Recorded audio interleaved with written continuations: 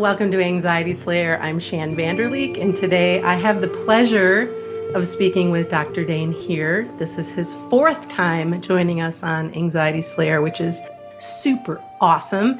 Dain is the co-founder of Access Consciousness. Dain has been such a big part of my life over the last 4 years, as has Access. So it's a thrill for me to bring you back on, Dain. Thank you so much for saying yes and coming back on Anxiety Slayer. Oh, Shann, I will always say yes to you. You say that we are fully capable of this journey and that consciousness will never give us anything we can't handle. Can we start there? Because a lot of our listeners would beg to disagree, feeling pretty stressed and pretty anxious. Yeah. I absolutely understand. I was there, 23 years ago. Go back and listen to any of the old shows. 23 years ago, I was at a place where I was out of here. And yet, for me, I had to get there to get here. And the difficulty is we're not often willing to know the future that our past is setting up if we choose. The other difficulty is we have something we've discovered recently called Presumptive Realities, which is where we presume what is based on what we're seeing and the limited perspective we're allowed to have of it. And I say allowed to have because we are the only ones who are allowing ourselves to have it, primarily because everybody else, those were the only perspectives they would have or allow anybody else to have. And we called them parents or friends or abusers or whomever. And so we presume that what we're going through is a wrongness. We presume that we're wrong. And that's one of the biggest presumptive realities we all function from. And it's interesting that you have to walk the path. In other words, you have to be present with whatever's showing up and take the step that you can take in this moment, in this 10 seconds. That's the only step you can take. And a lot of us want to be beyond what we're currently experiencing. And once again, I understand that also. But when do we give ourselves the freedom to have the experience without knowing that we're wrong? And then recognize that it may not be the experience we'd like to be having. So now what does it take to change it? And for me, the one thing on this planet that I have found that changes it quicker than anything else, gets you out of the pain, but starts to allow you to recognize the space of your being and the space of possibilities, is these tools from Access Consciousness. And it's an interesting thing to have done so many things that did not give me the tools for the trenches of life. And then to stumble across this 23 years ago where I was going to end my life and in an hour and 15 minutes go from being depressed and suicidal to having a space of gratitude for being alive that I always knew should exist that I hadn't experienced. It's an interesting thing for me also to have this knowing about how dynamic this toolbox is, and to also recognize that there will be many people that will stick their little toe in, because unfortunately the story of people's lives is often more valuable to them than creating and living their lives. And presumptive realities go so deep. Deep. The clearings that I've been doing on presumptive realities alone and really being able to see where they're coming in, to clear them and to let them go for the first time in my life, and to be like, oh my gosh, I don't have to drag that story around anymore. As a matter of fact, it wasn't really mine to begin with. I just bought into it. And then I would start to notice all of the places that I make presumptions about things. And it was getting really obnoxious, like much more insidious than I ever knew, frankly. Yes. Well, that's actually when you know you're getting somewhere, when your choice for how you're showing up or your choice for doing the same thing again is getting obnoxious to you.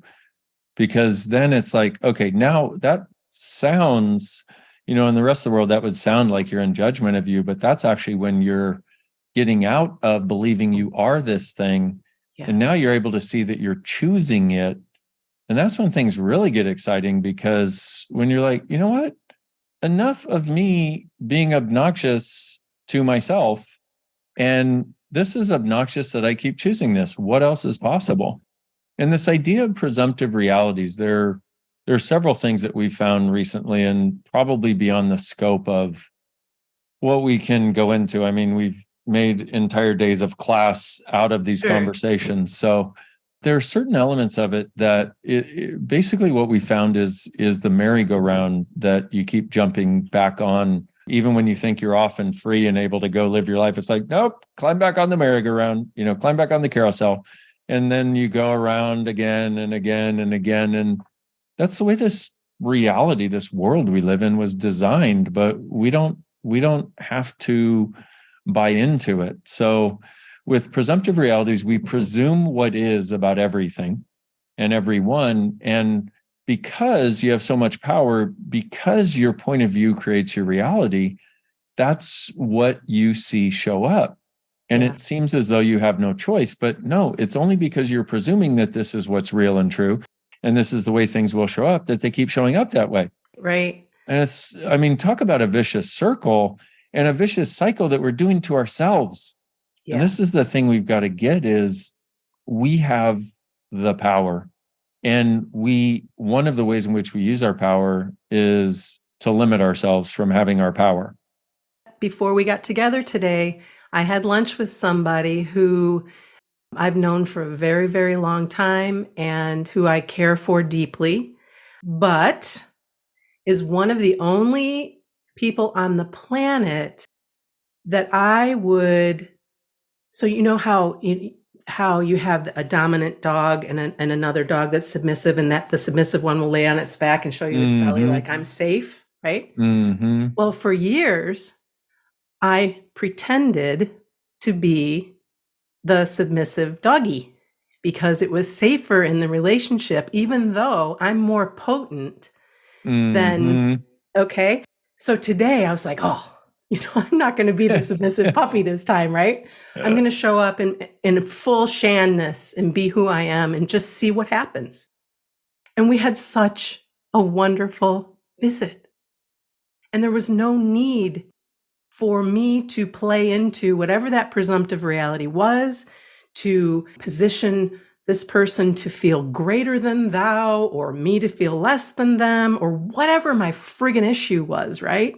It was just, no, you're getting me. You're getting all of me. And if it's too much, too bad. Wow. It was cool. That is beautiful. Well, so what I was looking at was being the Anxiety Slayer podcast. Energetically, see, for me, when people talk, I perceive energy, and there's no way to put that into words. We all do, actually, whether we know it or not. But when you're talking about exactly this situation with this person, and I'm so happy for you to have this particular experience today, but you chose it. You chose, hey, even if she hates me, even if I die, even if I explode, even if she explodes, even if we all explode, even if the restaurant explodes, even if the earth implodes, I'm being me. That's it. And it sounds like a conclusion, but it's not. It's more of a choice that's a malleable choice in the moment. But one of the elements that I see that creates anxiety is when you are the size of the universe and you have to presumptive reality. You have to compress that, because the presumptive reality is if you show up as everything you are, people are going to burn up, or they're going to abuse you again, or they're going to hate you, or whatever it is. That's our justification, which is where the presumptive realities are part of what comes in there. But that is one of the greatest sources of anxiety, is potent people trying to compress their dragon into a chihuahua suit.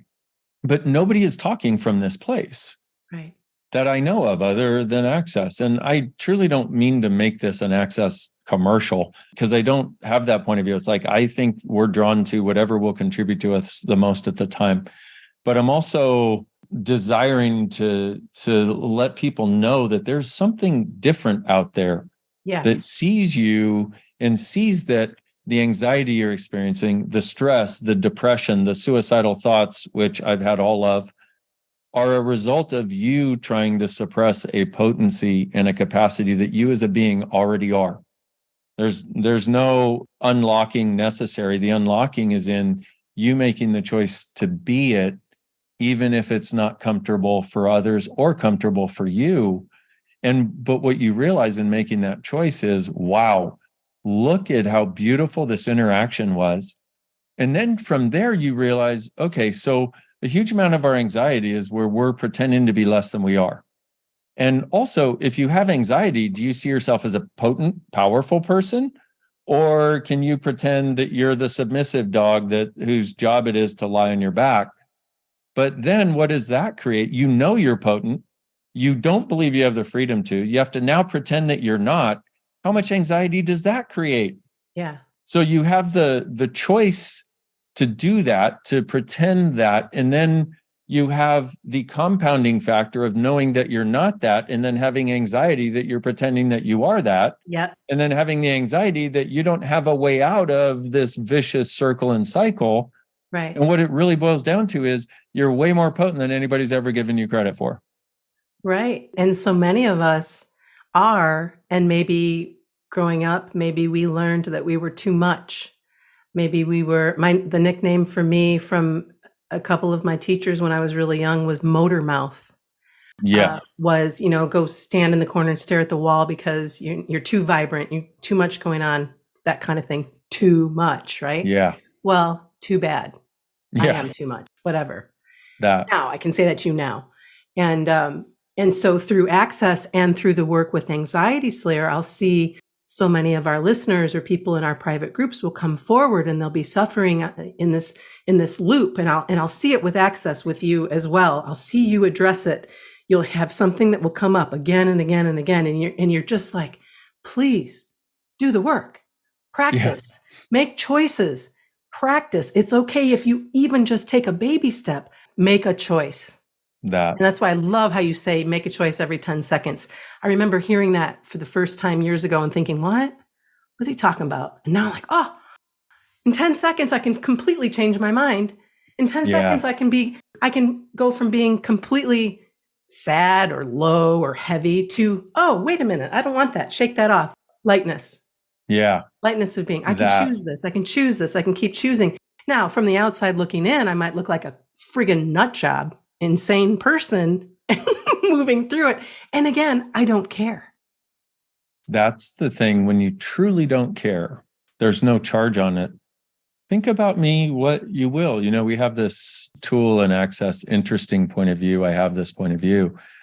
And it's functioning from what we call allowance, which is where you truly are not resisting somebody's judgment because you realize judgment is not relevant. Right. Why would I bother putting energy? It's like, why would a dragon bother with addressing a yapping chihuahua? And we live in a world in which judgment is given so much credence as though it's more powerful than us. So that's one thing. But also, what is speaking very loudly as we're having this conversation is how dynamically those with anxiety can use it to prove that they're not as powerful as they know they are. And also, it's socially acceptable. And when you have anxiety, here's the interesting part. If you turn that 180 degrees and then turn it again, and then turn it again, and turn it again, a different angle each time, you realize what's actually under there, what's masquerading as anxiety. Usually it's a bunch of potency and or a bunch of awareness of people's worlds, but we use it to put ourselves into a small box that is acceptable to others. See, I'm not that powerful. I'm very anxious. I'm not that powerful. I have many issues. I'm not that powerful. I don't like myself very much.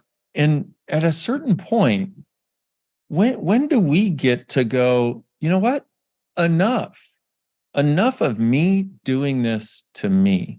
Yeah. No matter what it looks like, no matter what it takes, I am done doing this to me. And that's not one choice that will last forever. No. That is one demand that you make of you. And then you're going to, wake up in a few days and, you'll have a sense of your potency, which is actually you. And then the stuff of the world seems like it caves in.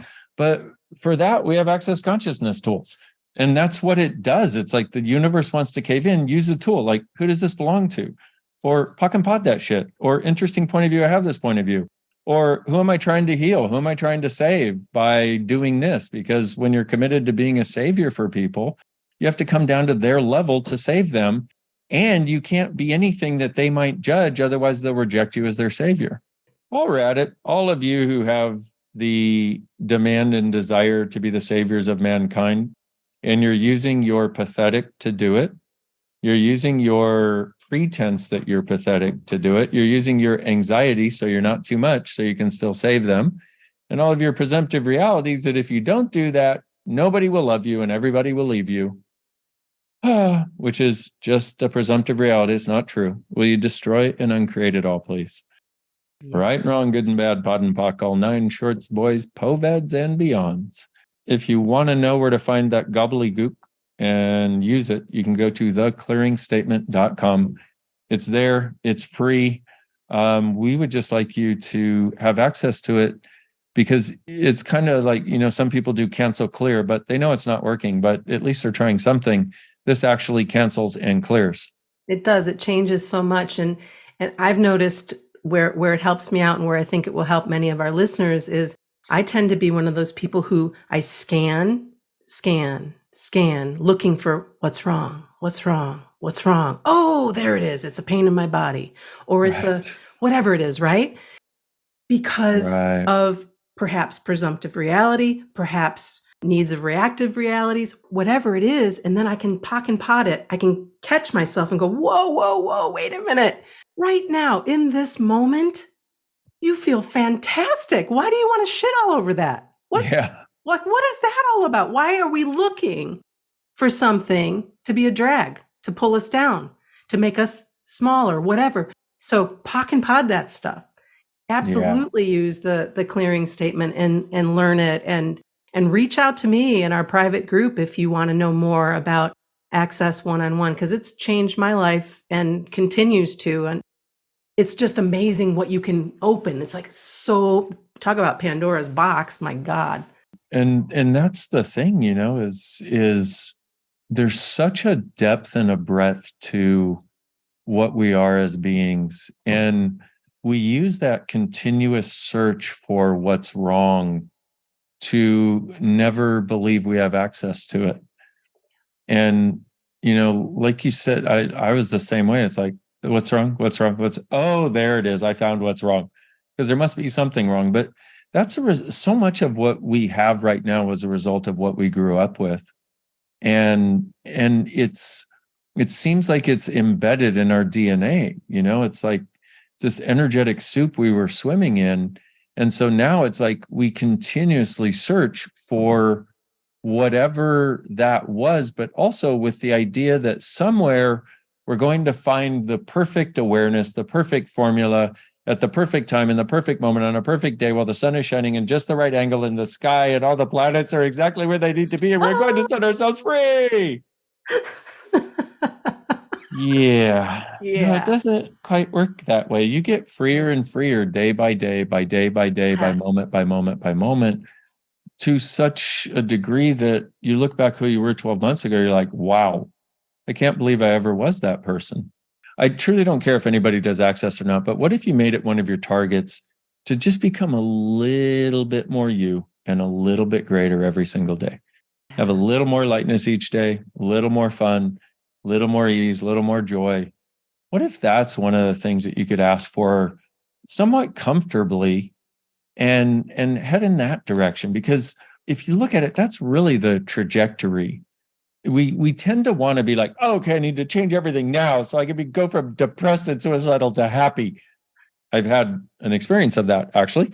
By and large, there are far fewer of those than an incremental change to a little less judgment of me, little more willingness to be me, little more happiness. But you build that up, even if you just do that, if you just think of that for a moment, get the sense of that, if you getting a little lighter tomorrow than you were today, and that it stays, and then grows the next day and the next, like just look at that, get the sense of what that would be like if you just did that every day for 30 days. Yeah.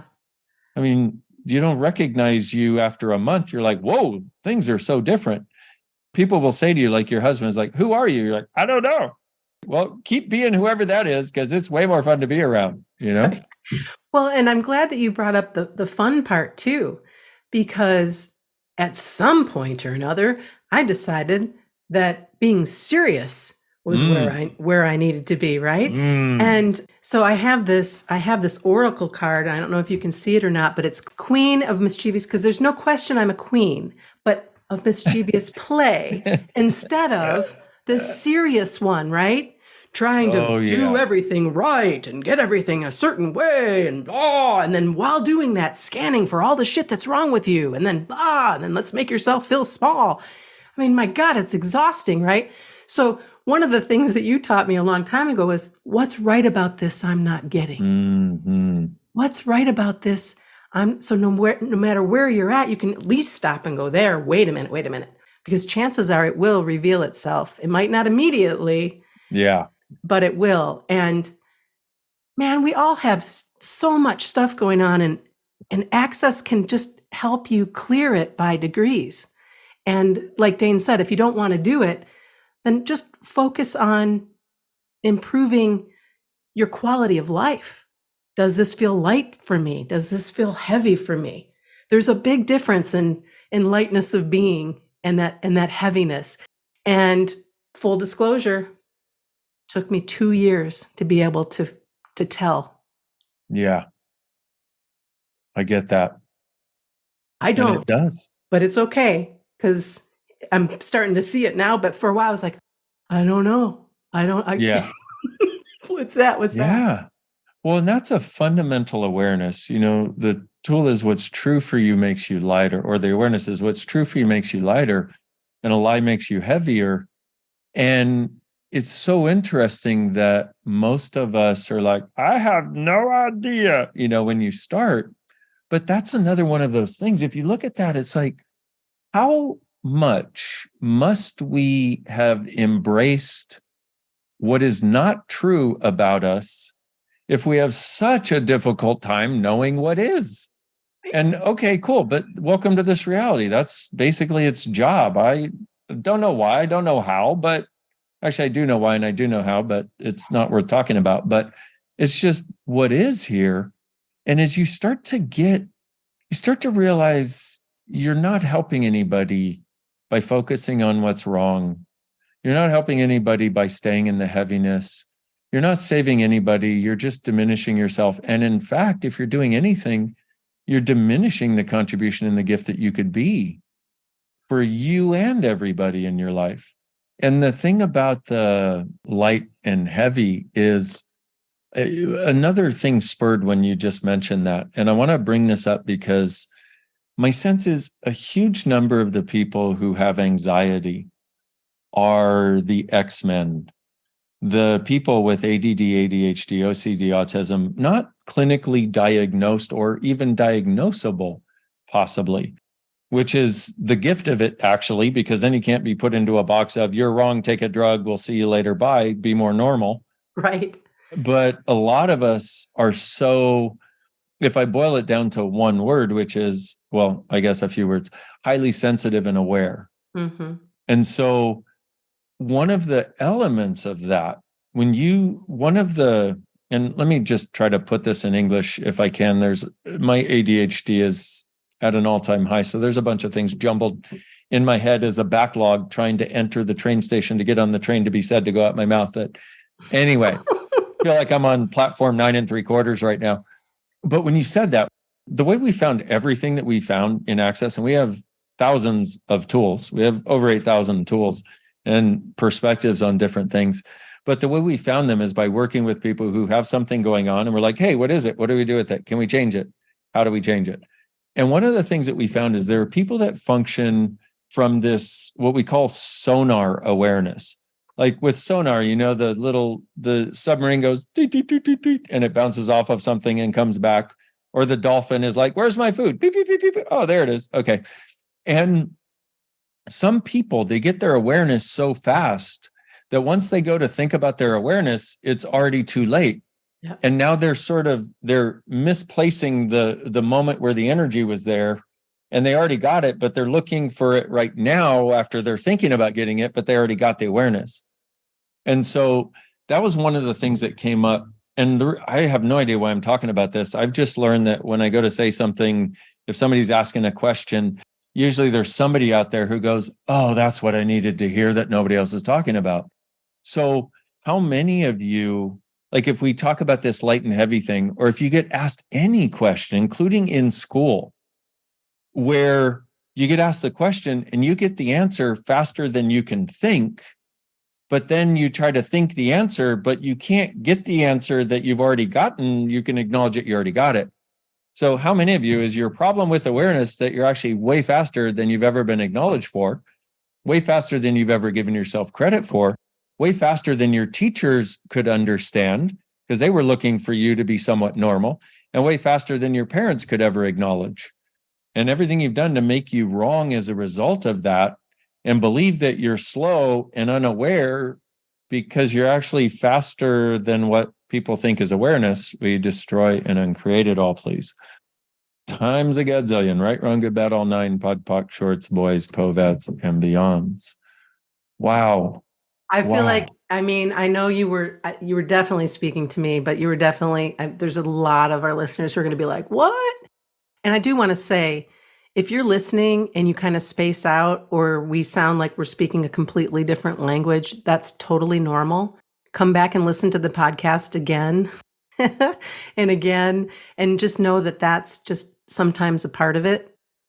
Yeah. It just is. I know that it is for me. I will go back and watch a class or listen to something that we created years ago, or that you created a long time ago, and it'll hit me different every single time I listen to it. I mean, like, wait a minute, I was there. What's that? What? What? You gets it when you gets it, right? That is exactly how it works. And it's kind of like this so we've talked about presumptive reality, which is where we literally presume and create the nature of reality itself. And when we do that, see, we're not beings who were born to come to conclusion. We're beings who are born to not come to conclusion, which is why we have such tough time making decisions, because it's like, well, why do I have to choose just one thing? And why do I have to choose this particular time? And why do I have to make an appointment? And why do I have to figure all this out right now? Can't I get there first? So if we look at this, it's like you're surrounded by this concrete sphere and you're only able to look through one little hole at reality. Yeah. And that's what you call reality. That's all you can see. Therefore, you consider that that's all reality is. And it would be one thing if we were cognitively aware of this, but we're not. And this is where Access works so dynamically, is it works beyond your cognitive mind. It goes to your being. So your cognitive mind doesn't even have to grok it, doesn't even have to really understand it. And in fact, if you're willing to let it work anyway, with the clearing statement and these awarenesses, it actually can work even more dynamically for you. But what happens is, so you're there, you're listening to this conversation. We're talking about you having a level of speed with your awareness that for a lot of you, remember, what's true makes you lighter. So you'll get light for a moment. But then what happens is all of your points of view about you that you bought, all of your presumptions of the nature of you interacting with reality, you're like, no, that can't be. Because if that were the case, I would have been it from the time I was little. It's like, yeah, you were, but nobody got it. You were, but you were made wrong for it. You were, but you were too much. You were, so you developed strategies so you don't believe you are anymore because it made you too different and too weird to be that weird and different. And that seemed really uncomfortable. So now you personally have developed your own personal strategies to make sure you're not nearly as fast as you know you are. Right. So now you're living this. We're presenting the information mostly because it showed up energetically while Shann was talking. So we're presenting the information, but you're still looking through that one little hole in the concrete sphere. And what this is doing, because you cannot maintain lies indefinitely.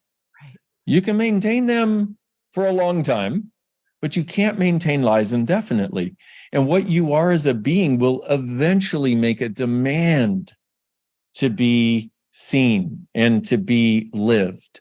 And so what happens is we'll have this conversation. What it does, it starts like using a chisel and sometimes a sledgehammer on that concrete wall, that concrete sphere around you. And what happens is, without you even doing a thing, without you even realizing what's happening, your being is saying, let me out, please. Yes. Which is probably why you're listening to this conversation, even though your mind can't track it. And so what happens is, in those things where you have the strongest concrete and have reinforced it the most, you won't be able to hear what we're saying, but your being is like, bring in the friggin' sledgehammer. So if it sounds like Greek translated into Russian by a Japanese person who's never spoken English, that's when it's your item. Yeah. And that's when, but your mind does not compute it, because your mind's job is to compute everything to keep you in the box that you and it decided would keep you safe. Right. Your being is like, I've had enough. Yeah. Living Where's in the the fun box in of that? wrongness. Exactly. Right? Like living in the box of wrongness and no joy and not actually liking you and pretending you're less than you are around everybody who requires it. It's like, God, that gets exhausting after a while. Yeah. So what's happening is we're busting apart the concrete. And so next time you listen, the hole that you're looking through will be a little larger.